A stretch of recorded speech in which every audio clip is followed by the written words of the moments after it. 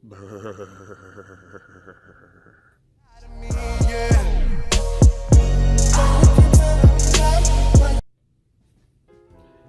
morning, gang. It's the Drunkinone, and it's time for another BREWDAY. Yeah, the hat today is definitely fitting. I'm trying to be quiet because the family is still asleep. It's just best that they be left that way. Okay, let me tell you what I'm doing today. I guess today, this month is No Shave November, so that's what we're doing there. Let me grab the recipe book and I'll tell you what we got going. Because the weather's cooling down, I'm thinking, I always do stats, but we'll change of pace. I am going to do a Irish Red. This is like a clone for Belhaven Scottish, Belhaven Street, Andrews Ale, or McEwan's Export. Yeah. So it says there. So it is going to contain, this is going to be an all grain batch of 10 gallons.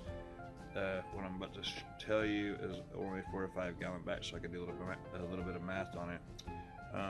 Looking at 10.5 pounds of Irish Pale, a half pound of Chilean Light Crystal, a quarter pound of brown, and a quarter pound of amber. There's going to be 2 hops in this one hop twice. I don't know if I'm going to be in for all this today.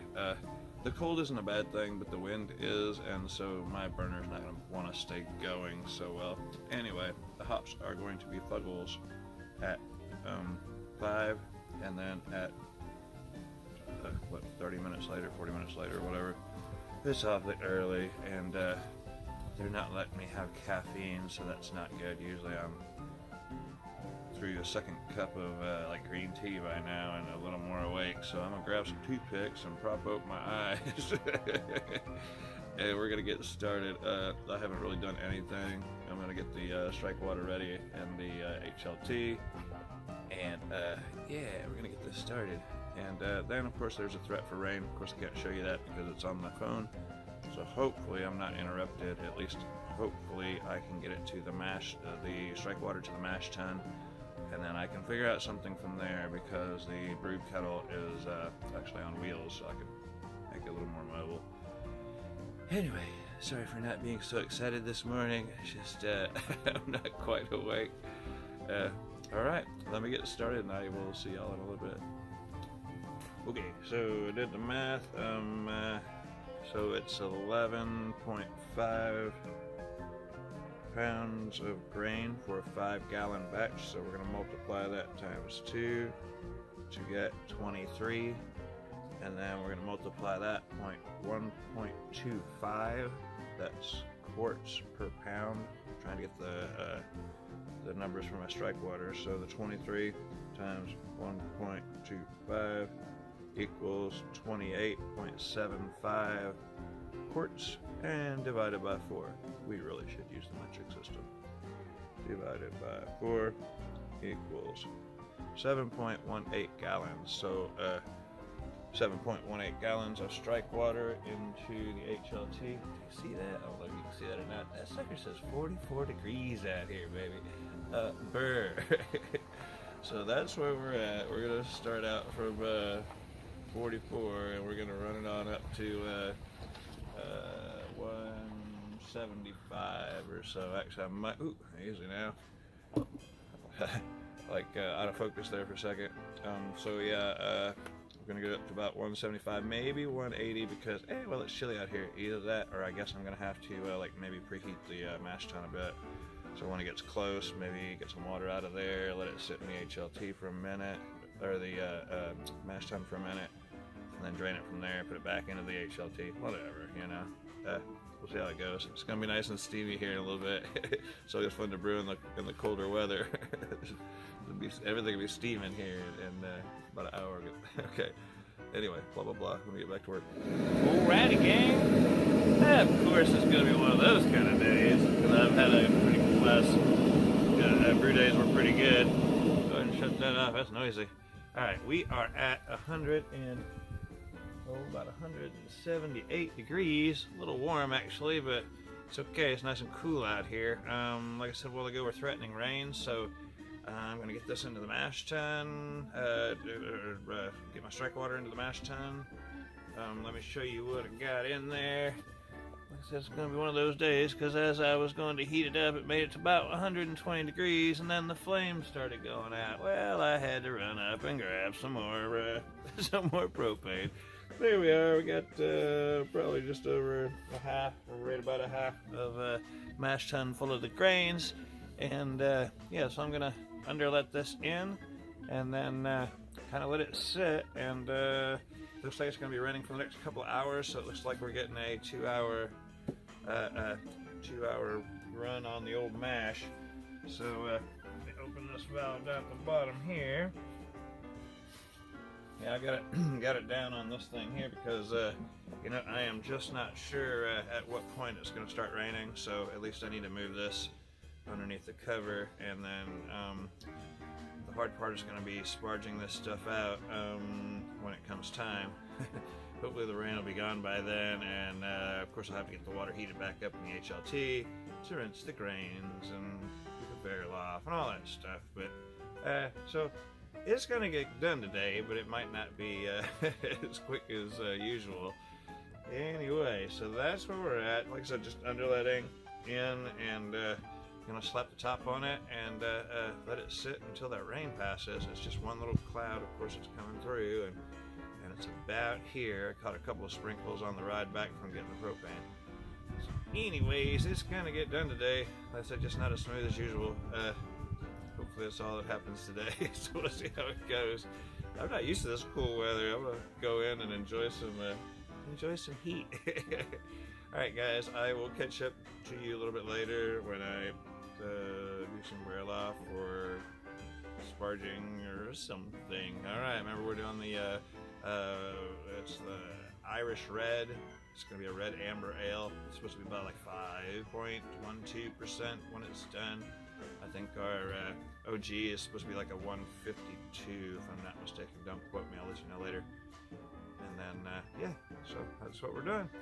I'll catch up with y'all later after the I guess the 2-hour mash, or whenever the rain stops. You know, it doesn't hurt to even do an overnight mash, so I'm not worried about it. But it's supposed to rain again tomorrow, so it's got to get done this afternoon for sure. All right, y'all have a darn good day. It's early yet; it's just after 10 o'clock, so hopefully it won't slow us down too much with the rain. All right, catch up with y'all later. Okay, maybe here's a little better look of it. See, it's a lot more red than just through that tube. So that's our red ale. Just gonna go on and get it up to well, about here or so. And yeah, it's gonna take a minute. It's all right. There's the red ale. Looks a lot better on the camera there. All right, gang, here we are. Yeah, baby. Another full kegel, right? So I'm about to start the boil. Yeah, I think the rain is gone for now. So yeah, we'll get the boil started, and it's already like 3 o'clock, so it's gonna be later. But anyway, get this thing warmed up, and hey, that'll keep me warm. All right, I'll catch up with you later. Yeah, just a couple hop drops, nothing fancy. I'm not going to use the hop spider this time. I'm just going to dump them off in there, because there's only, I think, just 2 ounces to this whole thing. So yeah, it'll come out in the fermenter. All right, guys. See you all in a bit. All right, I got the boil on. The rain has passed, so that's a darn good thing. Just did the first hop drop. I did change my mind and decided to use the hop spider after realizing it. There's 4 ounces of hops that go into this. This is Buggles, and it is, I can't read it backward. Looks like y'all can't read it forward. 5.6 alpha acids. It is supposed to deliver a delicate and pleasant mint, grass, and floral tones. Sounds good. So 5 minutes was up. I still had a lot of residual sugars in the mash tun, so I got a little closer to full. I got you plugged in, so I can't take you over there, but it's pretty darn full. I don't think it's going to fit in the 2 5-gallon buckets that I've got, so I'm going to probably drop some in one of the glass carboys. Yeah. So yeah, it's pretty darn full right now. So it was 1.75 times 2, which makes it 3.5, right? 3.5 ounces went in for the 5-minute drop, and then 40 minutes later we're going to drop in the other ½ ounce. And so yeah, it's looking pretty red, looking good. Did have a little boil over. My kid was showing me his new toy. His birthday is tomorrow, and he got a Browning 300 mag something bolt action with a badass scope, and so he was showing me that thing, and about that time, hot break and all the everything went at once. So anyways, that's where we're at. Oh, I've done some antifreeze. The ghost chili stuff that I got from Sasquatch.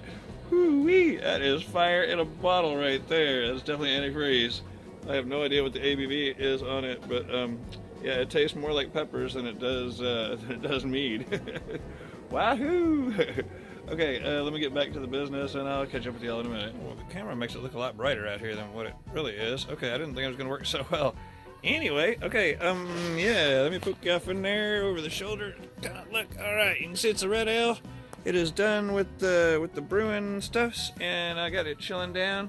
I'm just gonna drop it in these guys here. I got a couple from my last brew. It was the Lone Pint Brewery one, the Yellow Rose. It's kind of an IPA-ish, but I'm gonna throw this on top of it. Use that same old yeast cake and just go from there. Actually, the camera looks pretty good. It's kind of dark out here. I didn't think it was gonna pick up so well. Anyway, so yeah, everything went all right, I guess, after battling the rain and running out of gas and everything else. We're gonna get it into the buckets, and I say me. I'm gonna get it into the buckets. Obviously, there's way more than just 10 gallons, and with all that yeast that's in those buckets, I'm not gonna fill up over 5 gallons to each of these because I'm doing the kegging thing now. So 5 in there, 5 in there, and then I'm gonna use a little glass guy in the back, which I've already got. Oh, that thing doesn't focus sometimes. Anyway, I got an airlock and bung for that guy, and so what doesn't go in the others right at 5 gallons, come on now, is going into the little 3-gallon carboy. So it should do, and yeah, I guess that's it. Oh yeah, the gravity come out to. Well, let me take a look. Hold on a second. Okay, yeah, the refractometer says, now I don't know if I trust that thing much anymore. Hydrometer's the way to go. The refractometer says 1064. Now, we're supposed to be on a 1045, you know? I don't know what happened. Or let me check just to make sure it's not different than that. It is starting to get dark out here. Move some stuff. Irish red. Oh, I'm sorry, it was supposed to have been a 1052, and so we ended up a 1064. I'll put in the notes if it's any different, because I'm going to drop the hydrometer in there, the real McCoy, and obviously I'm cooling it now, but after I get it cooled off and before I seal up the lids, I will check the gravity one more time, and I'll put it in the notes if it's any different than 1064. I don't know how I got so much more gravity, maybe a 2.5 hour mash, but still, you know, that's a whole lot of difference. Anyway, I guess that's it. I'm gonna let y'all go. I've probably taken enough of your time. There's another minute here, just on this little bit, and several more minutes previous. Anyway, thanks for hanging out with me on this nice, chilly Saturday. No shorts today, baby. I had to double up my shirts, as a matter of fact. Okay, and I will see y'all next time. Again, thanks for coming by. Like, comment, subscribe. May the force be with you. Cheers and adios. Yeah, cheers from the Drunkinone and adios. See you next time.